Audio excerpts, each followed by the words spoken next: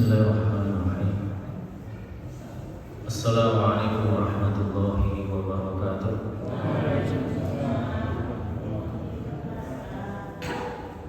Alhamdulillahirabbil alamin. Hamdan katsiran thayyiban mubarakan fihi kama yuhibbu rabbuna wa yarda. Asyhadu an la ilaha illallah wa asyhadu anna Muhammadan abduhu wa rasuluh. Ya ayyuhalladzina amanu taqullaha haqqa tuqatih wa la tamutunna illa wa antum muslimun. Ya ayyuhalladzina amanu taqullaha wa qulu qawlan sadida yuslih lakum a'malakum wa yaghfir lakum dhunubakum wa man yuti'illaha wa rasulahu faqad faza fawzan 'azima. Allahumma inna nas'aluka ilman nafi'an wa rizqan thayyiban wa 'amalan mutaqabbalan. Rabbana taqabbal minna innaka antas samiul alim wa tub 'alaina innaka antat tawwabur rahim. Amma ba'd. Muslimin muslimat jamaah salat maghrib Masjid Al-Mawaddah yang dirahmati oleh Allah.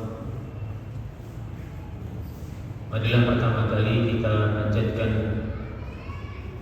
puji dan syukur kehadirat Allah Subhanahu wa taala yang telah memberikan banyak kenikmatan untuk kita, dan tentu di antara nikmat-nikmat yang agung itu adalah kenikmatan iman dan Islam, sehingga malam hari ini kita dimudahkan oleh Allah, dikuatkan jiwa kita, diringankan langkah kaki kita untuk menuju tempat yang mulia ini dalam rangka taqarrub ila Allah, mendekatkan diri kepada Allah Subhanahu wa taala lewat duduk di majelis ilmu. Mudah-mudahan kehadiran kita di rumah Allah ini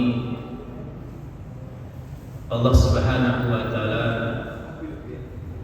menenteramkan jiwa kita, memberikan rasa sakinah, didoakan oleh para malaikat-malaikatnya, didoakan kebaikan oleh makhluk-makhluknya, baik yang ada di darat maupun yang ada di laut. Mudah-mudahan lewat pertemuan malam hari ini menjadi sarana dihapus dosa-dosa kita, diangkat derajat kita di sisi Allah Subhanahu wa taala. Amin ya rabbal alamin. Bapak Ibu yang dirahmati oleh Allah, malam hari ini adalah pertemuan keempat kita membahas perjanjian Hudaybiyah atau Sulhul Hudaybiyah. Pada pertemuan yang lalu kita sudah membahas bagaimana perjanjian antara kaum muslimin dan orang-orang Quraisy itu sudah diputuskan, dan secara kasat mata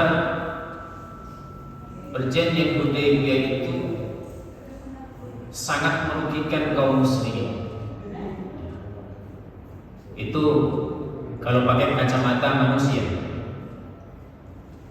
Bahkan orang sehebat Umar itu protes sama Nabi. Kata Umar, "Ya Rasulullah, bukankah kita ini berada di atas al-haq? Kenapa kita harus kalah dengan kebatilan?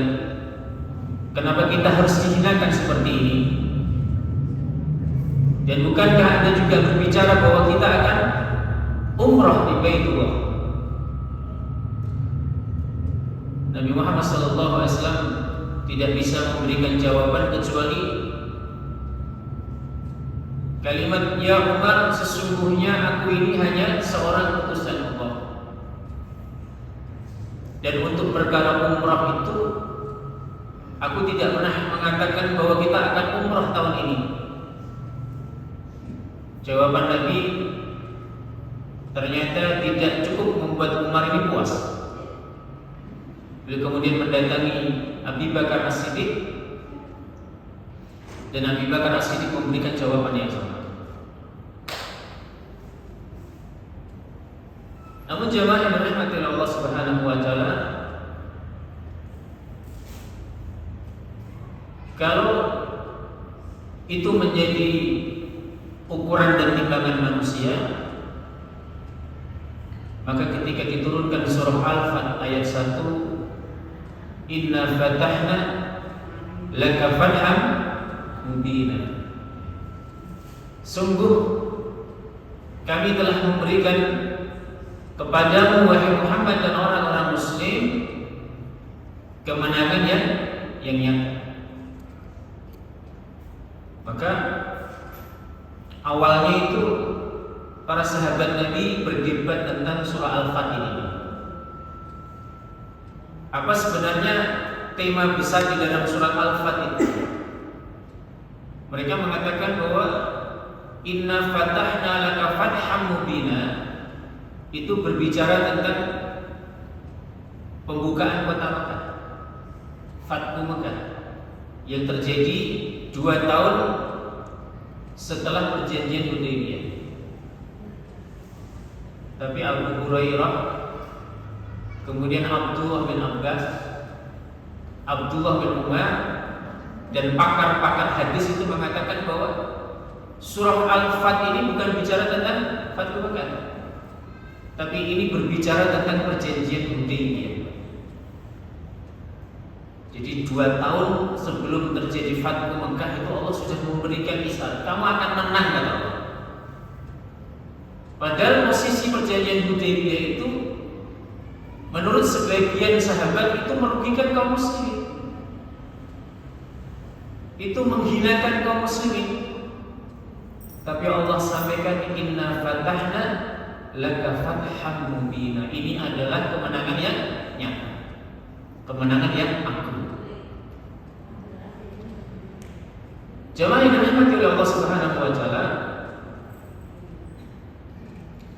dan itu betul nanti akan menjadi bukti bahwa ayat pertama dari surah Al-Fat itu benar-benar sebuah wahyu qat'i, janji Allah Subhanahu wa taala yang kemudian dibuktikan oleh Allah Subhanahu wa taala bahwa muslimin itu pasti akan menang.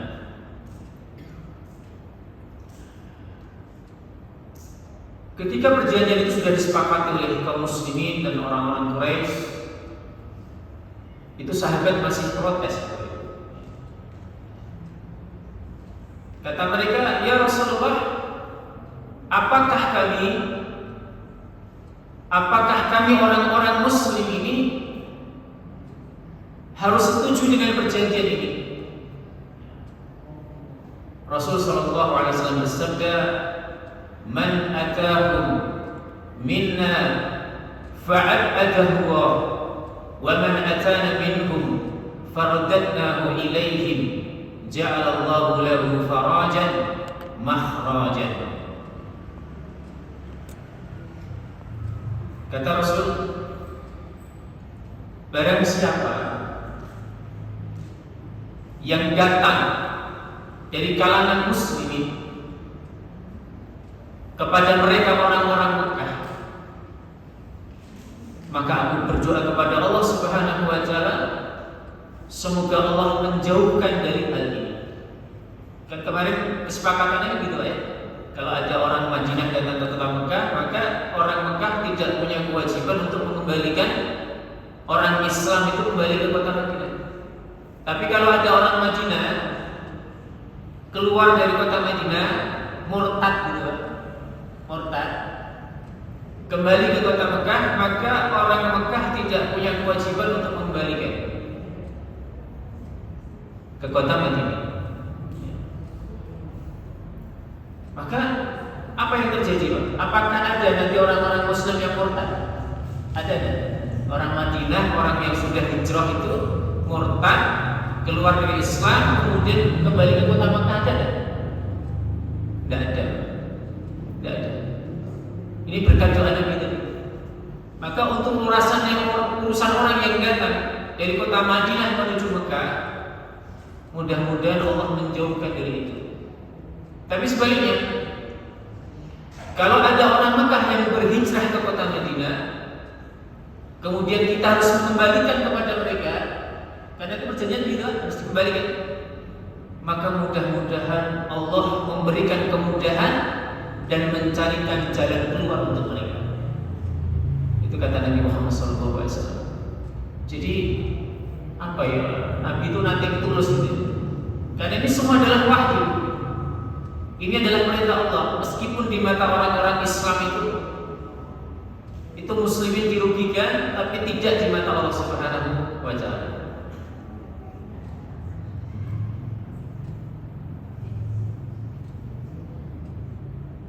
Ada seorang sahabat Nabi Muhammad SAW, dikatakan bahwa seandainya ketika Abu Jandal, anak dari Suhail bin Amr itu, ya, saat itu ditahan oleh orang-orang Quraisy, kalau aku sanggup membantah Rasul, maka demi Allah aku akan bantah Rasul, kata sahabat ini. Karena ini tidak adil. Ini tidak adil. Tapi kemudian beliau mengatakan bahwa curigailah akal kalian. Ketika kalian mendapati akal kalian tidak sesuai dengan pendapat Nabi, maka curigailah. Sesungguhnya akalmu itu sedang dalam keadaan sakit. Itu kata beliau. Jadi intinya, kalau ada perkataan Nabi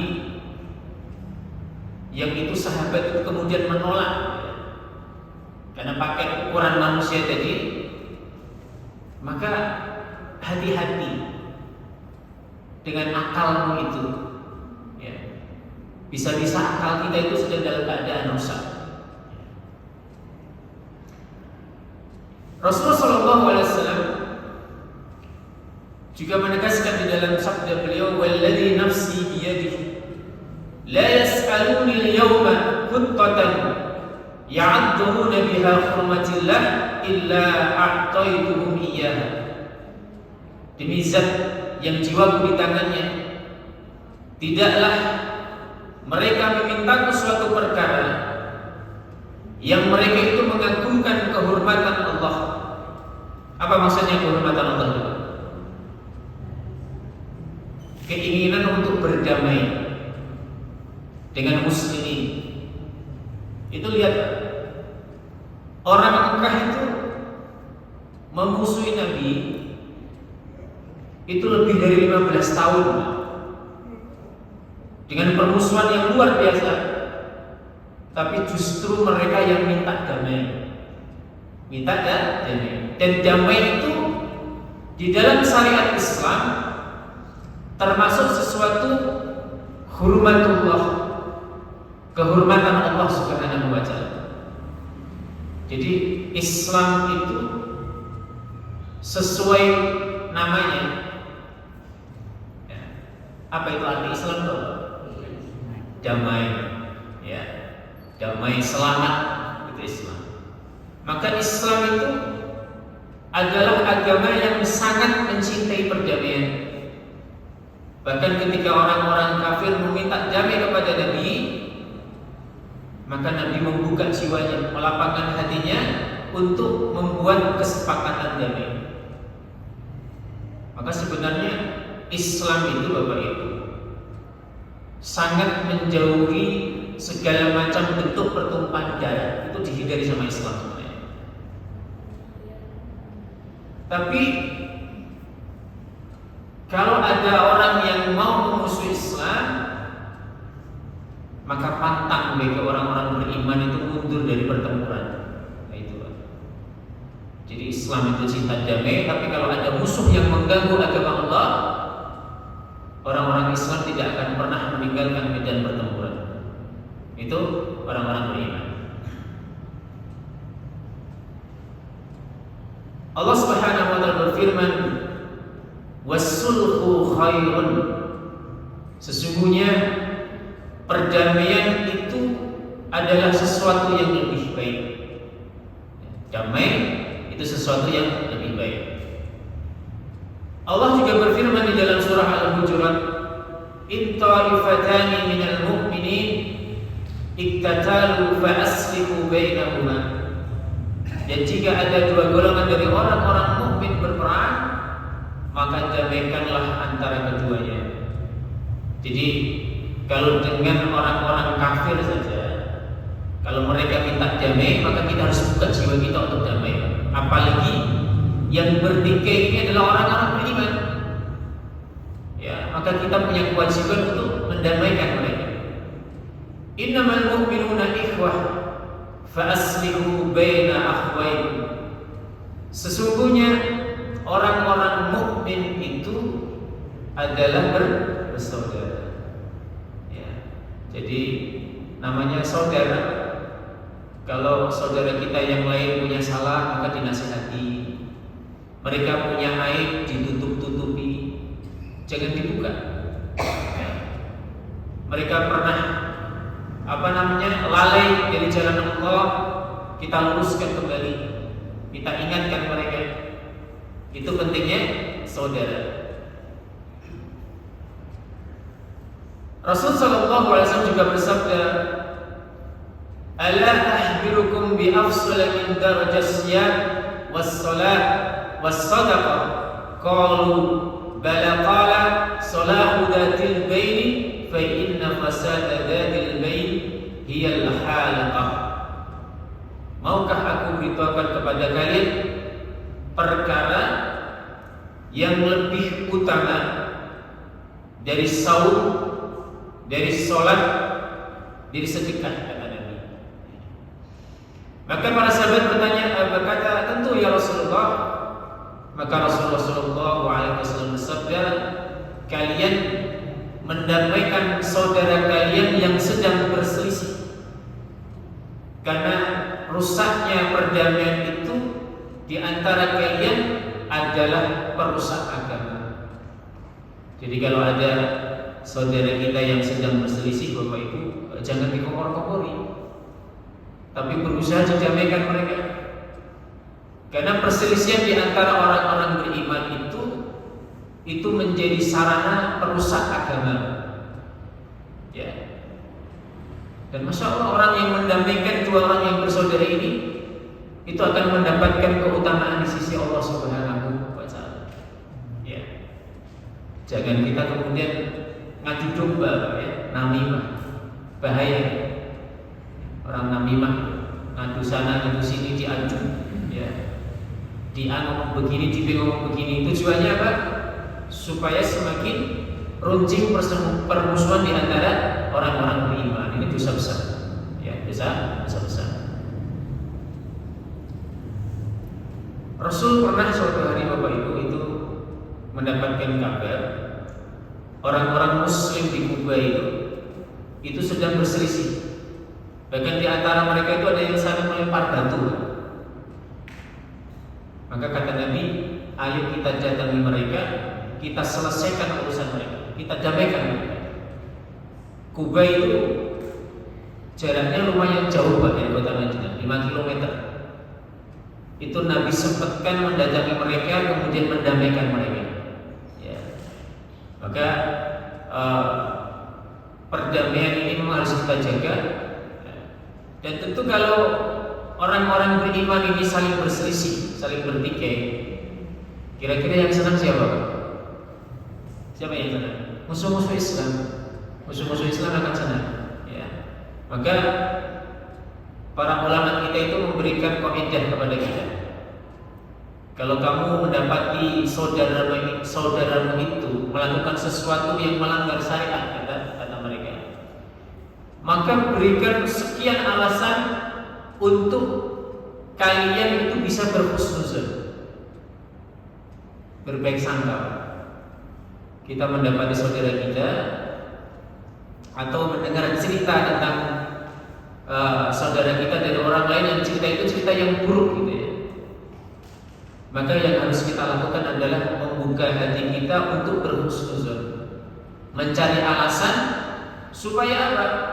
Supaya kita ini jangan punya rasa hasad atau iri kepada saudara kita itu. Dan ini memang susah, ya. Apalagi kita mendengar kejelekan, aib dari orang-orang Muslim itu, yang kita ini punya masalah sama dia. Ini bahaya, Pak. Kadang-kadang kita tidak menghentikan pembicaraan buruk itu, tapi justru malah menambah-nambah, mengiya-iyakan. Nah itu kadang kesalahan kita.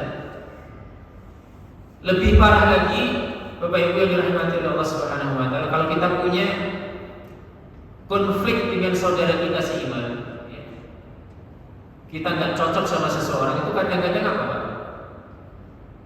Kita nyari dulu, Pak. Ya, orang itu kita provokasi supaya apa? Supaya mereka itu membenci orang itu sebagaimana kita membencinya. Kayak ini bahaya. Hati-hati. Cari follow namanya. Ya. Baik. Jamaah yang dirahmati Allah Subhanahu wa taala, maka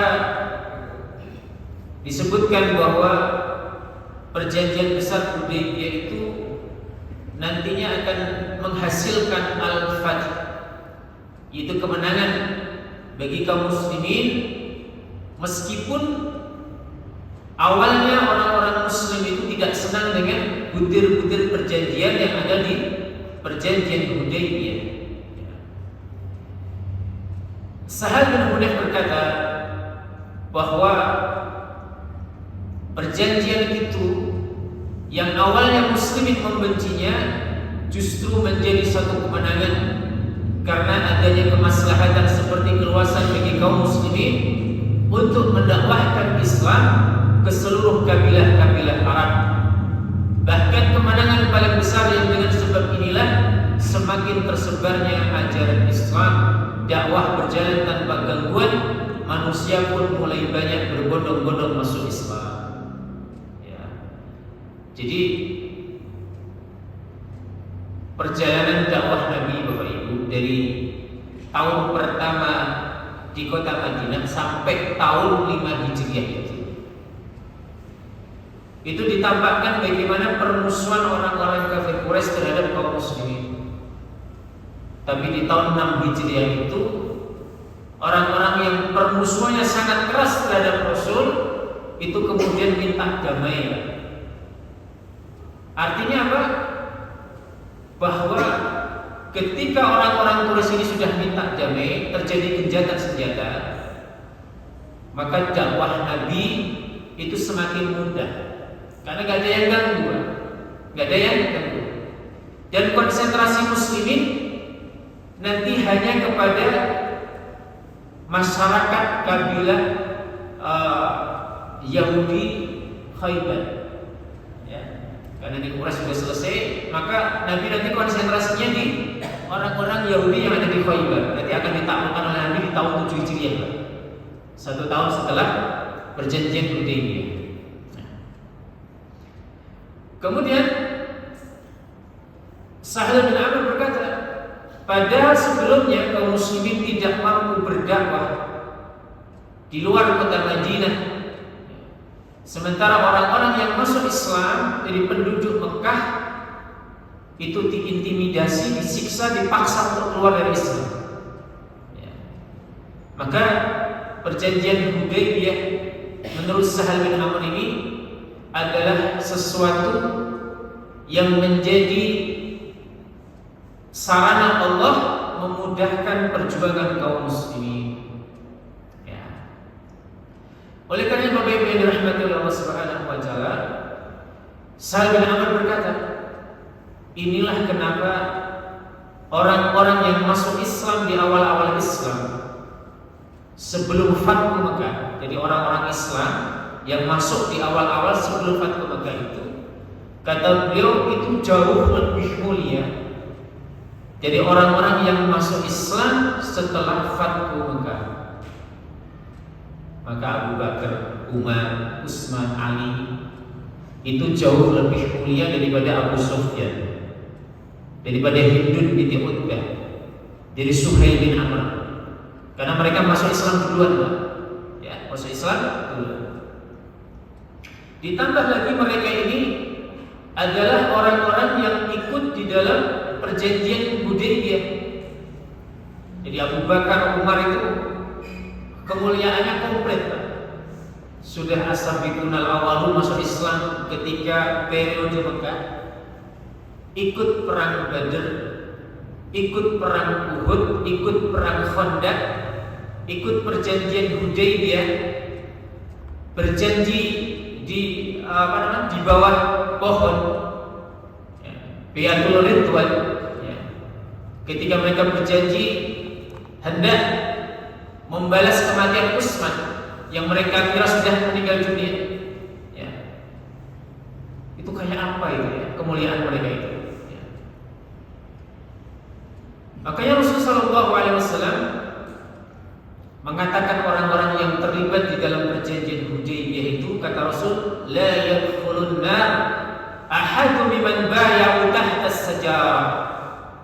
Tidak akan masuk neraka orang-orang yang berjanji di bawah pohon. Nah, ini jaminan dari Nabi Muhammad SAW. Orang-orang yang ikut di dalam perjanjian Hudaybiyah itu tidak akan masuk neraka, kata Rasulullah SAW. Makanya Nabi Muhammad SAW juga mengingatkan Bapak Ibu bahwa la tasubbu ashabi, ya. Jangan kalian ini menghina sahabat-sahabatku, kata Nabi. Fawalladhi nafsi biyadihi law anna ahadakum anfaqa misla ahadin dahaban ma adraka mudda ahadihim wala nasifah. Jangan kalian mencaci maki sahabatku demi zat yang jiwaku di tangannya. Seandainya salah seorang di antara kalian itu berinfak dengan emas sebesar gunung Uhud, kata Nabi, itu tidak akan bisa menandingi sedekahnya sahabat meskipun hanya dengan 1 mud atau setengah mud. Bisa dibayangkan, Pak, 1 emas Uhud itu pada gede sekali, ya. Itu nggak sanggup menandingi sedekahnya sahabat walaupun 1 mud. 1 mud itu kayak 1 genggam tangan gitu, atau setengah mud aja nggak mampu. Bapak Ibu tahu hadis ini itu disampaikan Nabi ketika Khalid ibn Walid berselisih dengan Bilal bin Rabah. Berselisih sampai kemudian Khalid ini menghina, mencaci maki Bilal bin Rabah. Khalid sudah masuk Islam. Bilal itu as-sabiqunal awwalun, masuk Islam di awal periode Mekah. Sementara Khalid ibn Walid itu baru masuk Islam tahun 7 Hijriah, 20 tahun setelah Nabi menjadi Rasul. Lebih mulia mana? Bilal sama Khalid bin Walid? Lebih mulia Bilal. Khalid sahabat atau bukan, Pak? Sahabat. Tapi ketika menghina Bilal bin Rabah, kata Nabi, jangan kau menghina sahabatku, mencaci maki sahabatku. Kalaupun kamu berinfak dengan emas 1 gunung Uhud, tidak akan mampu menandingi sedekahnya Bilal. Walaupun Bilal itu berinfak hanya dengan setengah mud emas, nggak sanggup. Khalid bin Walid nggak sanggup, apalagi kita. Maka jangan pernah kita ini menghina sahabat Nabi Muhammad SAW. Jemaah yang dirahmati oleh Allah Subhanahu Wa Taala, dan salah satu kemenangan yang tidak pernah diduga oleh kaum muslimin, ini adalah kisah yang dialami oleh Abu Basir. Jadi Abu Basir ini orang Quraisy, masuk Islam. Begitu masuk Islam ini, Abu Basir hijrah ke kota Madinah. Begitu sampai ke kota Madinah, terdengar oleh orang-orang Quraisy. Maka pemuka-pemuka Quraisy ini nulis surat untuk dikirimkan kepada 2 orang Quraisy utusan menuju kota Madinah. Tujuannya apa?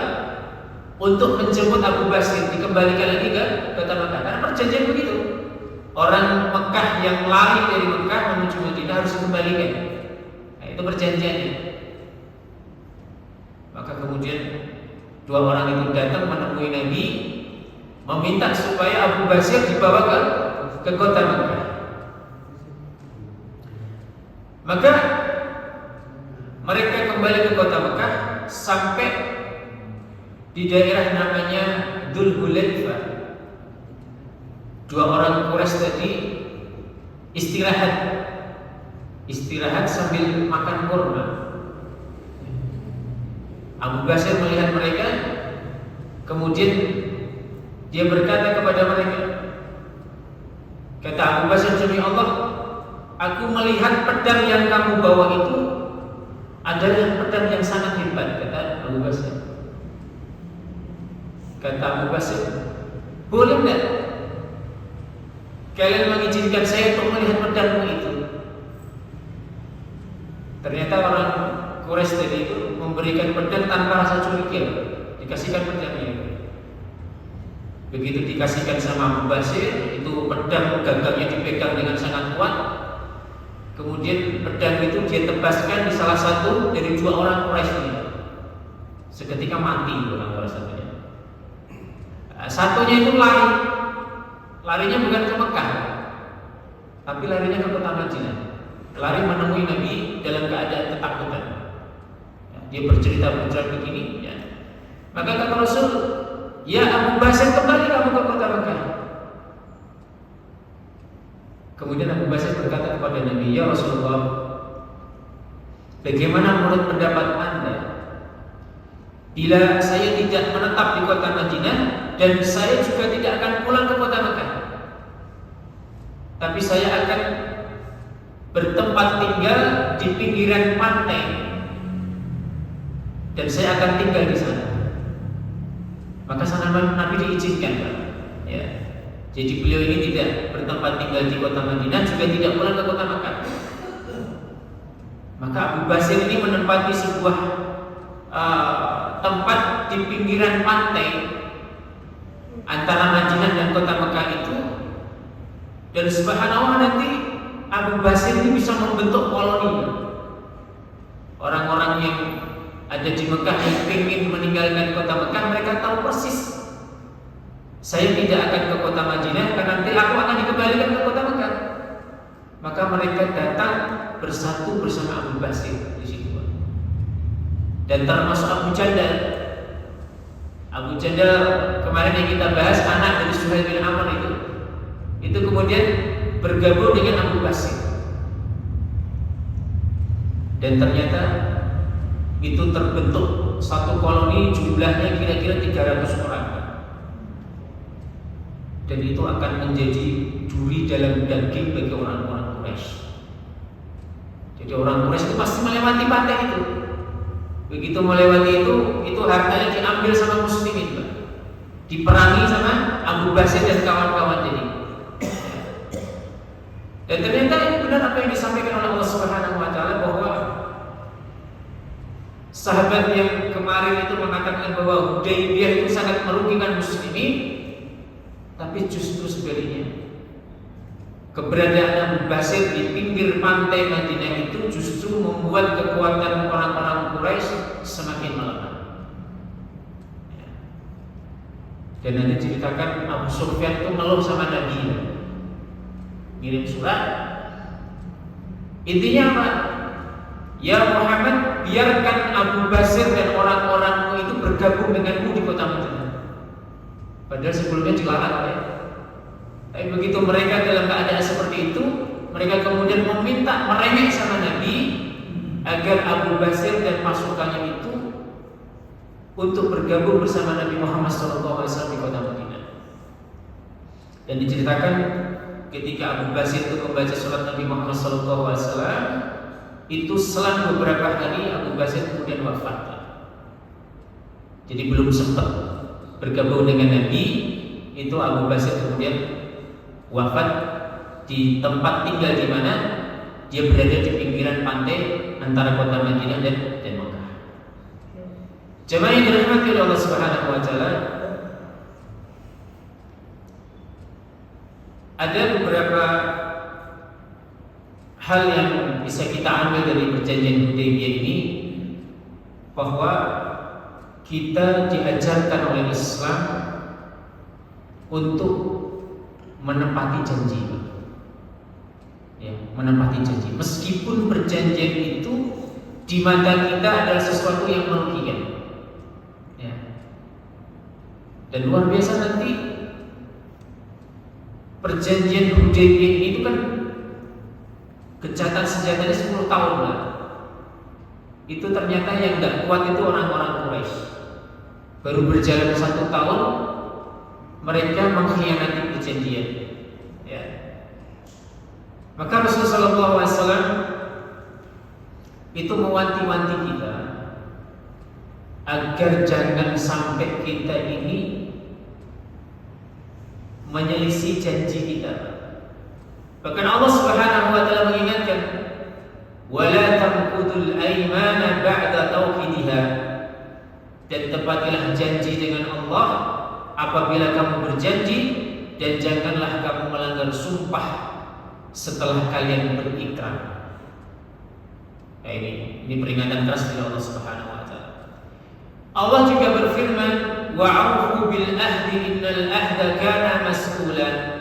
Dan penuhilah janji, karena janji-janji itu pasti akan diminta pertanggungjawaban di sisi Allah Subhanahu wa taala.